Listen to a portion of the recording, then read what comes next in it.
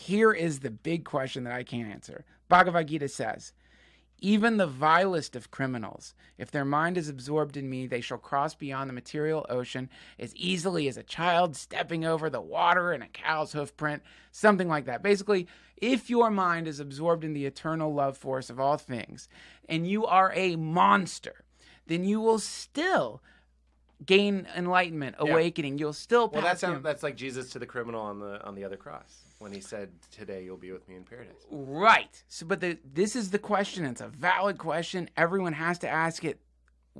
Okay, so you're saying that if Jeffrey fucking Dahmer had this ridiculous connection with your sweet transcendent master outside of time and space, you fucking mushroom chomping, new age, blathering hippie, you're saying that this murderer would be somehow forgiven, that he's pure, this is perfect? You sound like the fucking Taliban, asshole. ISIS says the same fucking thing when they blow people up. They're doing it for God. Everything's fine. So the big question is, and the place I haven't been able to answer it yet, is if everything's perfect, what about the goddamn prime minister in the UK or whoever these elites are who are molesting children? Right. What about the fucking genocidal Boko Haram people? How do we reconcile the concept that everything's perfect with the ever-present violence on planet Earth? You have 10 seconds to answer that question. Well, it seems to me that everything is moving in the direction of reconciliation. We're not saying that Charles Manson is already absorbed in the all-knowing lightness. He's saying if he could be absorbed, then he'll step over like the hoof print. Everything is moving, whether it's this lifetime or another time. In time, things are moving towards wholeness. I can't believe you actually answered it in 10 seconds. You asshole!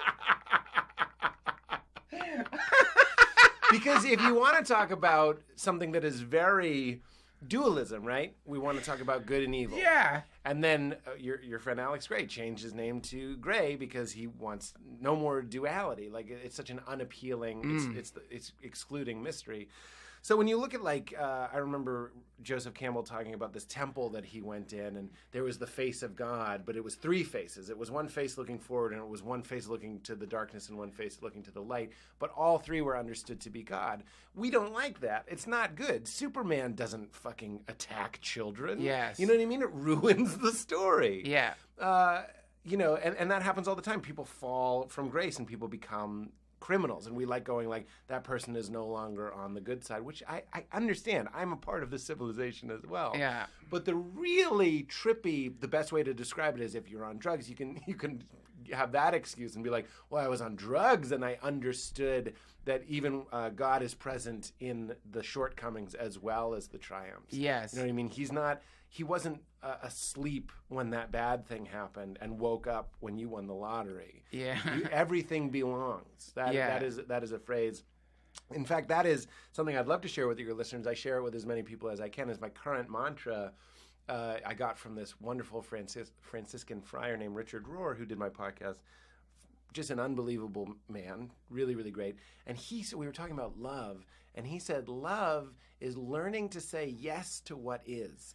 And I was like, shut the fuck up. So I got a reminder on my phone. It goes off every day that says, say yes to what is. If I was a tattoo person, I'd get it on my wrist or something I'd see every day.